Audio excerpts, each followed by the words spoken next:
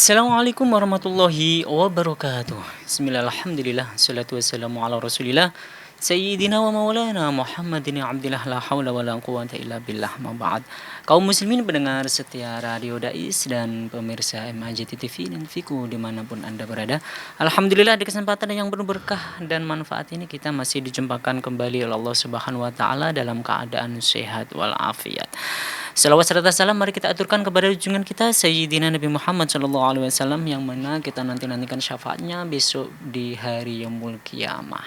Semoga kita semua kaum muslimin mendapatkan syafaat beliau, pertolongan beliau atas izin Allah besok di hari Yaumul Qiyamah. Amin amin ya rabbal alamin.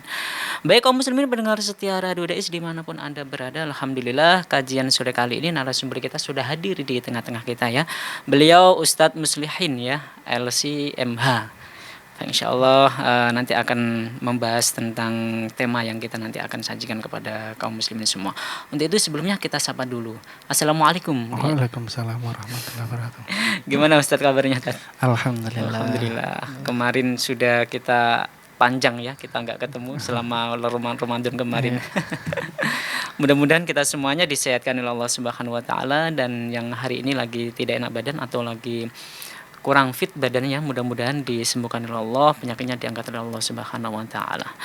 Kajian sore kali ini yaitu kitab fikih kontemporer ya. Insya Allah akan mengusung sebuah tema tentang wudhunya perempuan berbedak tebal. Wah ini menarik sekali ini temanya ini.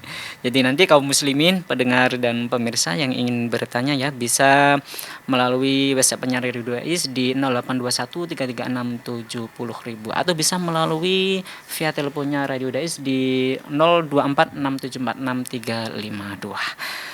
Langsung saja yuk kita simak, kita dengarkan kajian sore kali ini yang akan menyampaikan beliau Ustadz Muslihin LCMA. Waktu kami persilakan, monggo Ustadz. Bismillahirrahmanirrahim. Alhamdulillah wa kafa wassalatu wassalamu ala habibil mustafa Sayyidina walana Muhammadin wa ala alihi wa ashabihi ahli sidqi wal wafa wa la hawla wa la quwata illa billah amma ba'du. Para pendengar Radio Dais dimanapun Anda berada, para pemirsa MAJT TV, para pendengar dan pemirsa semuanya entah melalui apa saja, alhamdulillah di sore hari ini kita masih dapat saling sapa kembali. Semoga kita senantiasa diberi kesehatan oleh Allah Subhanahu wa taala, senantiasa dituntun untuk menjalankan kebaikan dan dituntun di jalan yang diridhoi oleh Allah Subhanahu wa taala. Amin Allahumma amin. Amin. Para pendengar dan pemirsa MAJT TV, Radio Dais dimanapun Anda berada, pada kesempatan kali ini kita akan membahas tentang tata cara wudhu, khususnya wudhunya orang yang perempuan yang berbedak tebal. Ini permasalahannya di mana dan sebagainya. Memang dari segi kualitas bedak, memang itu bedak itu ada berbagai macam ya. Dan mungkin sekarang lebih lebih familiar lagi dengan make up. Ada yang mungkin hanya bedak saja, misalnya kayak zaman dulu ibu-ibu atau zaman mungkin yang memang cocoknya hanya pakai bedak saja misalnya, itu cukup dengan bedak dia sudah tampil elegan menurut beliau ya, menurut dia ya. Ada yang tidak pede kecuali memang dengan make up. Nah, di sini ada beberapa macam, mungkin kita kategorikan sebagai bedak dulu ya. Ada namanya bedak, ada yang namanya make up. Nah, bedak itu ya entah itu tipis, entah itu tebal. Nah, kalau namanya bedak, hampir kemungkinan semuanya pasti air pun akan ikut meresap. Kalau mungkin ini yang saya tahu ya, karena saya bukan perempuan. Kayaknya tidak ada bedak yang bisa menolak masuknya air ke dalam kulit. Kayaknya nggak ada kayaknya. Karena hanya bedak saja, karena biasanya orang bedaan itu kan hanya sekilas saja untuk menghilangkan keringat, perempuan itu menghilangkan keringat dan sebagainya. Nah, kalau macamnya itu adalah make up, mungkin itu ada dua. Make up yang memang tidak tahan air, tidak dapat menahan air, sehingga seperti halnya bedak. Mungkin make upnya yang harga biasa misalnya, sehingga ya memang tampil elegan, tampil mungkin atau merubah kulitnya atau merubah penampilannya, tapi masih bisa dijebol dengan air. Ibarat kalau orang berwudu itu make upnya itu masih airnya itu masih bisa masuk ke dalam kulitnya. Ada yang model bedak itu make up itu bahasanya waterproof ya, yang tahan air. Nah, ini halnya seperti halnya mungkin kayak bahasa yang lain itu kayak cat atau kayak lem misalnya, sehingga ketika nempel di muka itu memang menahan air. Entah itu karena memang lebih banyak minyaknya sehingga air itu sama sekali tidak menyerap ke dalam kulitnya, atau memang bahannya itu seperti halnya bahan kapur atau bahan cat dan sebagainya. Di sini kan ada 3 gambaran. Ketika perempuan atau kita semua di sekitar sekeliling kita, perempuan-perempuan ya, itu kan ada 3 model gambaran. Ada yang memang bedak saja, ada yang make up tidak menahan air, ada yang make up yang waterproof atau menahan air. Nah, di sini bagaimana tata cara wudunya? Nah, kenapa kok kita membahas wudu? Karena ini ada 2 di antara syarat wudhu yang mungkin tidak terpenuhi bagi dia. Apa itu syarat daripada wudhu yang tidak terpenuhi bagi dia? Yang pertama adalah bagi yang nomor 3, yaitu make up yang waterproof, yang menolak kulit. Itu itu membedai atau menolak atau tidak memenuhi syarat wudhu, yaitu apa? Syaratnya kalau dalam kitab Fathul Mu'in kita bacakan ya. Iya. Alla yakuna 'alal udwi hailun bainal ma'i wal maghsul kanu rotin wa syam'in wa duhnin jamidin. Tidak ada di anggota wudhu, entah itu muka, entah itu apa, hailun yang menghalangi, bainal ma'i wal maghsul antara air dan anggota yang dibasuh. Tidak ada yang menghalangi. Contoh yang menghalangi itu apa? Kanurotin, seperti halnya gamping, wasyam'in, lilin, waduhnin jamidin, dan minyak yang yang atos atau yang minyak yang terlihat, wa aini khibrin, dan juga pacar atau kalau zaman wahinain dan pacar, dan juga semacam catnya muka atau apa dan sebagainya, yang intinya adalah menghalangi air masuk ke dalam apa yang dibasuh, yaitu kulit yang dibasuh. Ini tidak memenuhi syarat. Syarat wudhu yang sah adalah tidak adanya sesuatu yang menghalangi air masuk ke dalam kulitnya. Sehingga ketika perempuan tadi kok membawa memakai make up yang waterproof, yang menolak air atau yang air tidak bisa masuk ke dalam kulit, itu sudah otomatis wudhunya tidak sah.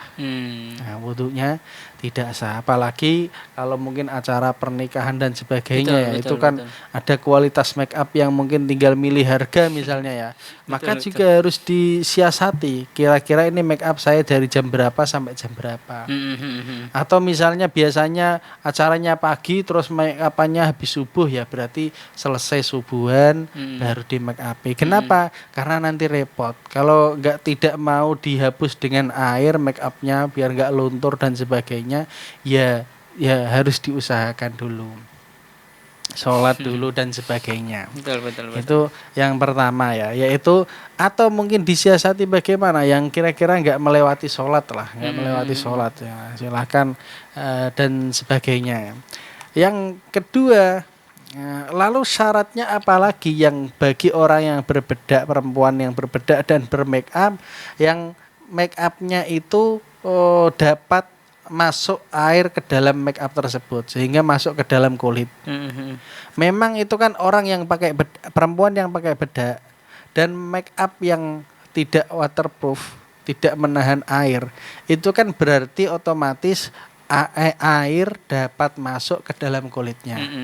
Nah, berarti sah dong Ustaz. Ya, ini kita lihat syaratnya lagi, syarat sahnya wudhu di syarat yang lain. Apa itu syarat yang lain? Yaitu wa alla yakuna alaihi mughayyirun lil ma'i taghayyuran dzarron. Tidak ada wa alla yakuna dan tidak ada alaihi atas anggota tersebut mughayyirun lil ma, sesuatu yang dapat merubah kemutlakannya air. Syaratnya wudu itu airnya harus mutlak. Mutlak itu apa? Airnya harus suci murni. Harus murni. Ketika ada air yang berubah, contoh misalnya perubahan dengan sombo atau dengan teh atau dengan apa, itu sudah tidak bisa dijadikan sebagai alat untuk berwudu, bersuci. Nah, syaratnya itu adalah ma'un mutlakun. Nah, apa itu ma'un mutlakun? Yaitu tidak ada qayyid yang memisahnya. Tidak ada qayyid yang memisahnya. Ibaratnya air putih ditaruh di gelas ya, air putih, ditaruh botol ya tetap air putih, ditaruh di ember ya tetap air putih. Beda kalau airnya sudah berubah menjadi merah, maka teh ya ditaruh gelas ya namanya teh, ditaruh botol ya teh dan sebagainya. Begitu juga tidak adanya dalam anggota tersebut yaitu sesuatu yang merubah kemutlakan air. Karena syaratnya airnya itu harus mutlak, maka jangan sampai di anggota tubuh yang dibasuh ketika wudhu itu ada sesuatu yang merubah kemutlakan air. Contohnya apa? Contohnya ketika di anggota wudhu terdapat sombo misalnya. Sehingga apa? Ketika orang membasuh tangannya itu airnya berubah menjadi merah semua atau airnya berubah menjadi biru semua, maka ini tidak sah wudunya. Atau airnya bisa bukan menjadi biru semua, tapi intinya menjadi keruh karena apa? Karena adanya sesuatu tersebut. Nah, dari sini ini kan syaratnya syarat sahnya wudu. Maka ketika kita praktekkan dalam kasusnya kita ini, perempuan yang memakai bedak atau yang memakai make up yang bisa luntur terkena air, maka cara wudunya bagaimana? Yang pertama itu harus dibasuh dulu, harus dibersihkan dulu. Jadi wudunya apa? Bedaknya harus dibersihkan, make up yang bisa luntur dengan air juga harus dibersihkan. Lo kan bayarnya larang-larang Ustaz. Ya Risiko. Iya gitulah. Nah itu. Jadi apalagi pakai bedak ya yang jelas-jelas luntur dengan air. Maka di basuhan pertama membasuh muka itu diantara syaratnya adalah harus airnya itu masih murni. Jangan ada sesuatu di dalam kulit, di atas kulit yang dapat merubah kemutlakan air. Nah, jadi tidak di kulitnya, tapi di luarnya misalnya air sombo, air apa itu juga tidak boleh.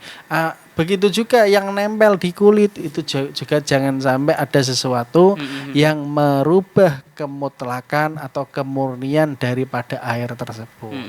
Maka sehingga bagaimana cara wudunya perempuan yang pakai bedak atau pakai make up yang bukan waterproof adalah apa? Caranya yang pertama harus membasuh bersih terlebih dahulu. Setelah dibasuh bersih baru wudu berkumur mencuci muka membasuh muka yang pertama kali karena basuhan pertama wudu. Itu yang pertama.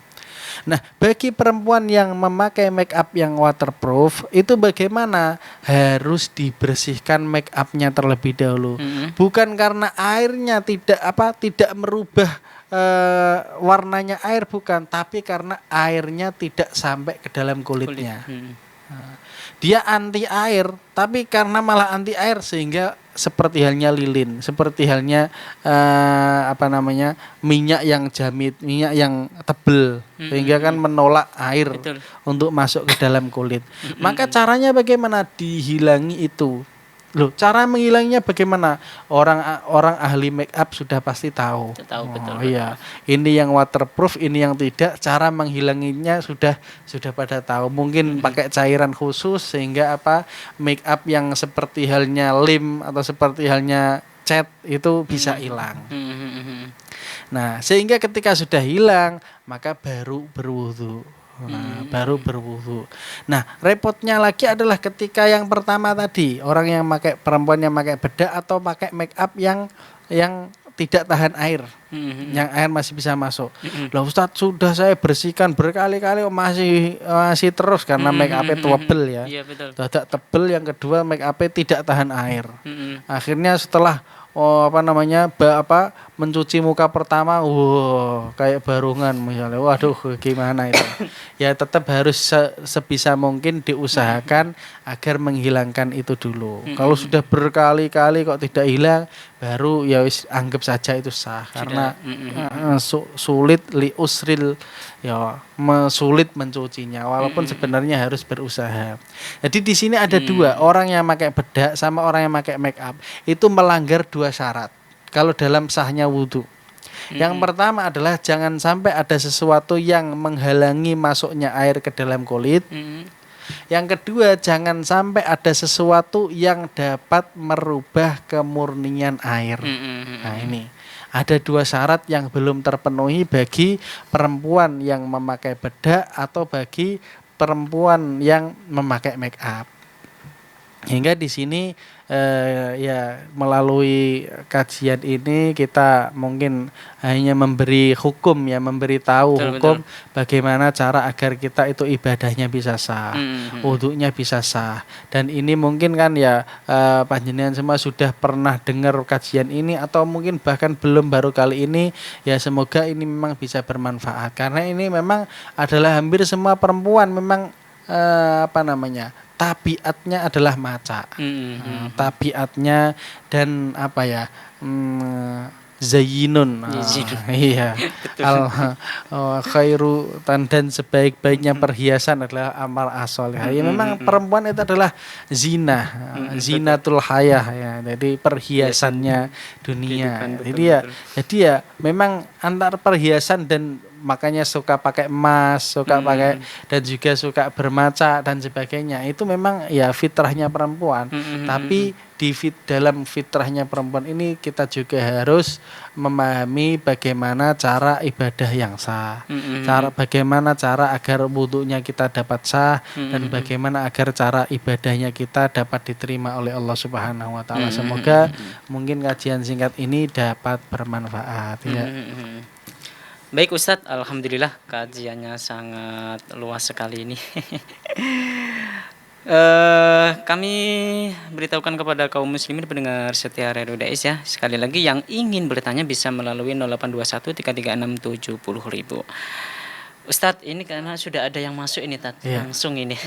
Langsung kita bacain aja pertanyaannya. Assalamualaikum warahmatullahi wabarakatuh. Waalaikumsalam warahmatullahi wabarakatuh. Mau tanya Ustadz, saya dari Pucang Gading, nama saya Iwan. Waalaikumsalam Mas Iwan. Ya, mohon penjelasannya hukum tentang pengantin baru sudah di make up atau dirias, apakah boleh tayamum karena susah dirias ulang, memakan waktu lama dan dana besar, serta tidak mungkin diulang karena acara sedang berlangsung. Dan bolehkah jamak sholat karena sangat sukar meninggalkan pelaminan ketika puncak tamu? Itu Ustaz, gimana itu? Ya memang ini adalah diantara gambaran yang akan muncul dari pertanyaan namanya. Karena bagaimana ya? Betul. Make up itu kan ada berbagai macam variasi harga. Betul. Ada yang mungkin harganya murah misalnya, makanya kena air seperti halnya barongan. Langsung tampil sulam bisa. Iya. Yang enggak seperti halnya barongan enggak. Maksudnya adalah mungkin luntur misalnya, sehingga lunturnya itu ya sangat, ada yang memang lunturnya itu sangat sulit, ada yang memang bahkan anti air. Betul. Di situ semua kan ada gambaran daripada daripada harganya. Harganya. Memang kalau membeli alat make up sendiri satu paket itu ya mungkin bisa kategori mahal atau murah, 800-an gitu ya. Kok tahu Ustaz, ya kan saya punya istri juga. Betul. Ya, tapi kan mungkin di pengantin make upnya yang kualitasnya lebih sekali pasang atau bisa 1 juta, 2 juta, 3 juta, atau bahkan mungkin yang artis-artis kan bisa puluhan juta. Dan itu 2 hari nggak luntur-luntur itu. Nah, 2 hari nggak luntur-luntur. Nah, maka bagaimana solusi diantaranya tadi kan sudah kita kasih solusi. Solusinya adalah sebisa mungkin kalau memulai make up ya setelah sholat subuh. Kan tadi itu diantara solusinya.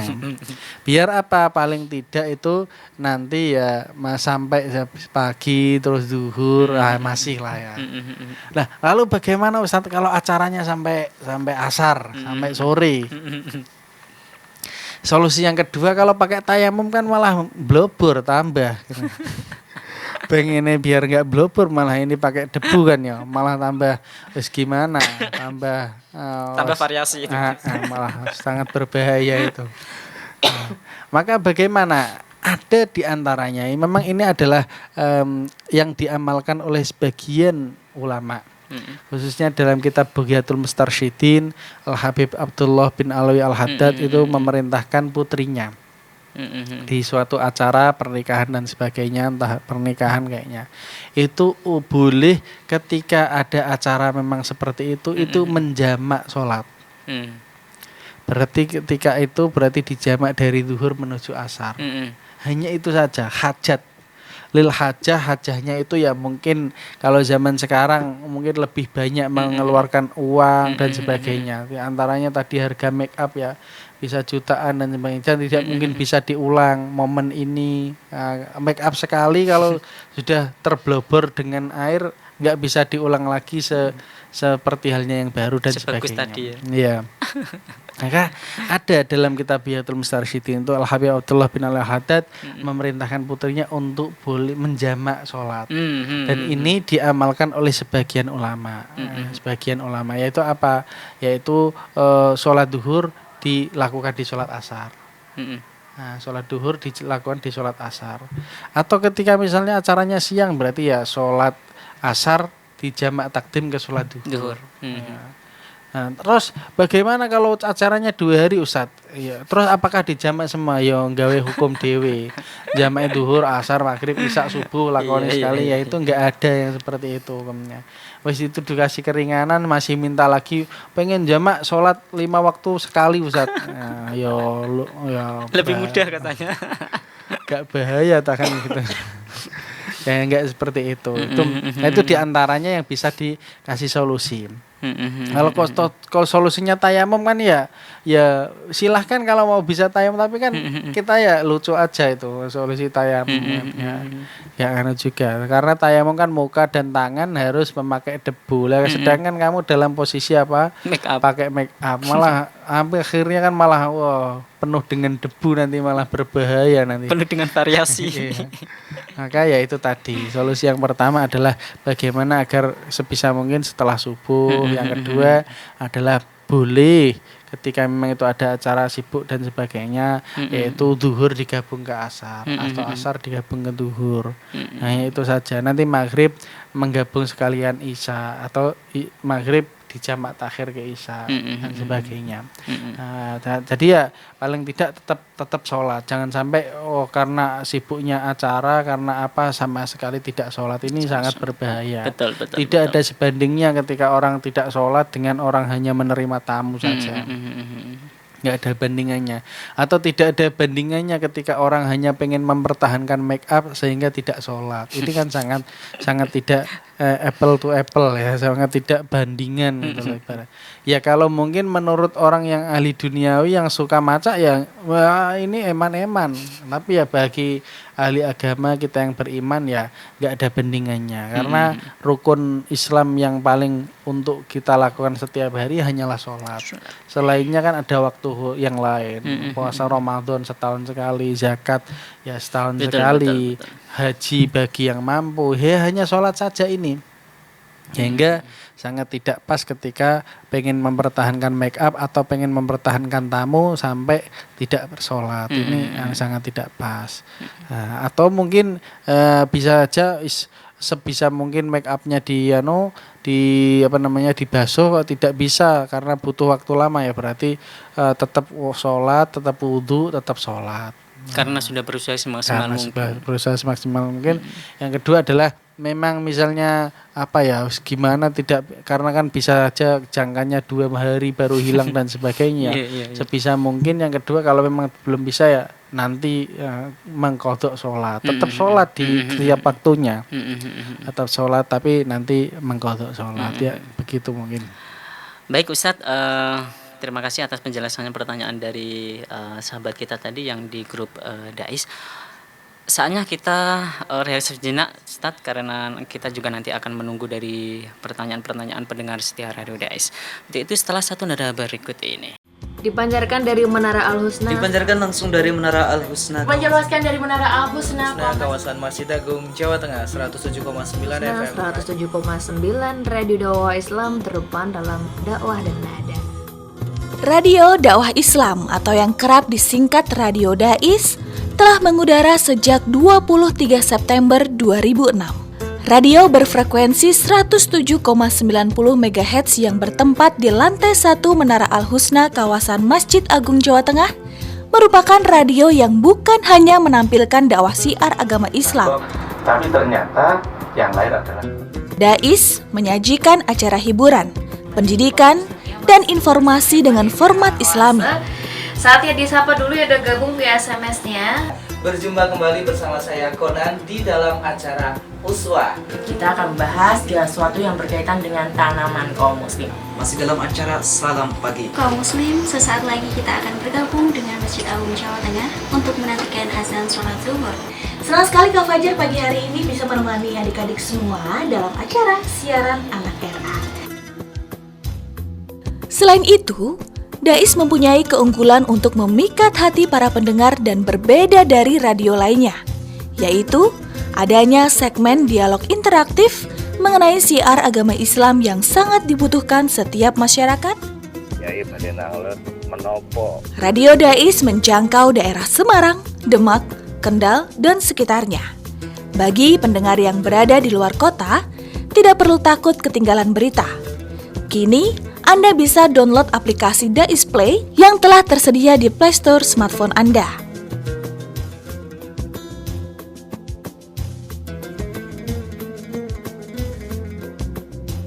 Radio Dais, terdepan dalam dakwah dan nada. Baik kaum muslimin pendengar setia Radio Dais, kita jumpa lagi di kajian sore kali ini. Saya Faiz dengan narasumber kita, beliau Ustadz Muslihin LCMA. Kita akan lanjut bincang-bincang persoalan tentang wudunya seorang perempuan yang memakai make up. Ini tapi Ustadz, ini bukan seorang perempuan, ini ada perempuan ada laki-laki. Bagaimana kalau seandainya salah satu bagian tubuh itu terkena penyakit semisal dan itu tidak kena air, apakah itu boleh dilewati? Semisal di wajah itu ada jerawat yang besar itu semisal kan. Nah, itu apakah yang jerawatnya, khusus jerawat itu dilewati dengan air atau gimana itu caranya wudunya, gimana itu? Oh, ada luka. Ada luka semisal. Oh. Dulu kita juga kayaknya saya pernah membahas ini ya. Perempuan yang memakai make up juga pernah, tapi belum bedak dulu, sehingga yang masih kurang syaratnya dulu yaitu merubahnya sesuatu ke merubah kemutlakan air. Dulu belum dibahas. Yang kedua, pembahasannya juga pernah kita di sini, yaitu pembahasan bagi orang yang punya perban. Wanyipur yang perban. Di antaranya, atau mungkin punya luka, contohnya yaitu punya luka bakar misalnya, sehingga tidak boleh terkena air, karena kalau terkena air maka akan lama sembuhnya, atau akan gosong, atau akan mungkin berubah kulitnya dan sebagainya. Maka bagaimana cara wudunya? Yaitu caranya adalah membasuh yang sahih. Yang pertama yang sahih, yang tidak sakit itu dibasuh. Basuh pakai air wudhu biasa. Dilewati yang luka. Yang luka. Lalu setelah itu apa? Setelah itu diganti dengan tayamum. Entah tayamumnya itu pas membasuh muka terus tayamum, atau tayamumnya nanti setelah wudhu. Gitu. Ya. Hmm. Nah, jadi nanti setelah wudhu, contoh misalnya ya, membasuh muka selesai dilap dulu, habis dilap tayamum dulu, pengganti daripada yang kena luka, entah mungkin kena jerawat besar misalnya sehingga nggak mungkin terkena air, nah, dan sebagainya lah, dan mungkin luka-luka yang lain. Maka habis basuh muka yang sahih dilap terus ditayamum. Setelah tayamum lanjut ke tangan, lanjut ke kepala, ke kaki, kuping dan kaki. Nah, jadi itu diganti dengan tayamum. Nah, ada yang pengganti tayamumnya adalah apa? Ya setelah itu. Jadi sudah membasuh yang sahih, sudah tangan, sudah apa, selesai wudhu, dilap, ganti dengan tayamum, yaitu pengganti daripada anggota yang terlewat karena terluka tadi, yang tidak boleh terkena air, menurut sarannya dokter. Kalau dia mau ngambil resiko ya nggak usah tayamum. Misalnya kan kadang ada luka bakar atau apa, Betul. dia langsung dibasuh. Walaupun perih dan sebagainya itu ya berarti gak apa-apa, dan ya Oke. langsung bisa sah wudhunya. Betul. Nah yang repot lagi adalah ketika orang yang punya perban. Dulu sudah ini perlu pembahasan panjang kalau orang yang punya perban, karena perbannya itu ada yang pas sesuai dengan luka, ada yang lebih sedikit, ada yang lebihnya banyak. Lukanya segini dibuntel. Nah, ada lukanya yang di dada dibuntel semua seperti halnya mumi misalnya. Nah, ini kan ada 3 kasus yang ini mungkin butuh pembahasan khusus, yang dulu sudah pernah. Bisa dicek di YouTube-nya MAJT. Iya, betul. Terus gini, Tat, ada lagi Tat ini. Kalau seorang perempuan memakai lipstik, apakah itu termasuk dari bagian wajah yang seharusnya lipstik itu bagian dari makeup harus dibersihkan? Iya. Lah itu apakah semisal lipstiknya nggak usah, nggak apa-apa karena itu pada waktu butuh kan nggak? Iya. Nah itu gimana itu? Iya, memang sebetulnya harusnya ini kita harus memperluas pembahasan tadi ya, bukan hanya bedak, tapi ya lipstik, tapi ya juga celaknya ini atas mata misalnya, tapi ya juga yang merah-merahnya di pipi, tapi ya juga ya lipstik juga, atau mungkin pokoknya yang ada di wajah. Batasnya adalah apa? Wajah itu adalah baina mana biti sya'ri roksi, antara tempat tumbuhnya rambut bagi orang yang normal sampai ke muntahal lihyaihi, yaitu ini rahang ini 2. Iya. Terus antara pentilnya kuping ini 2. Nah, ini batas daripada wajah. Maka yang ada di situ diusahakan jangan sampai ada sesuatu yang merubah kemutlakan air, dan juga jangan sampai ada sesuatu yang menghalangi masuknya air ke dalam kulit. Termasuknya adalah apa tadi? Lipstik. Lipstik juga sama seperti halnya bedak, ada berkualitas-kualitas. Nah, ada yang kualitasnya kena air bisa langsung hilang, ada yang kualitasnya seperti halnya sulasi, jadi menahan daripada air. Maka ini juga harus dibersihkan terlebih dahulu. Betul. Oke. Dibersihkan terlebih dahulu, mungkin bisa pakai kapas atau tisu. Ada yang mungkin yang anti air ya nggak tahu cara membersihkannya, pasti perempuan lebih tahu. Karena kan ada yang terkadang nempel di gelas. Nah, itu kan berarti kena air luntur. Betul. Ada yang tidak. Nah, yang sekarang kan tidak. Ada yang agak-agak mahal sedikit itu. Nah, itu kan nanti bagaimana cara wudhunya juga harus karena di antara batasnya muka ya itu tadi. Di antaranya adalah bibir itu tadi. Ya. Baik Ustadz, alhamdulillah kayaknya ini waktu sudah cukup untuk kajian sore kali ini, dan waktunya kayaknya sudah tidak bisa bersahabat dengan kita. Untuk itu minta berkah doanya, mudah-mudahan di kajian sore kali ini mendapatkan berkah, mendapatkan ridho dari Allah Subhanahu wa taala, dan manfaat untuk kita semua. Moga Ustaz. Bismillahirrahmanirrahim. Alhamdulillahirabbil alamin. Allahumma shalli wa sallim ala sayyidina Muhammadin wa ala ali sayyidina Muhammad. Allahumma anfa'na bima 'allamtana wa 'allimna ma yanfa'una wa zidna 'ilman nafi'a.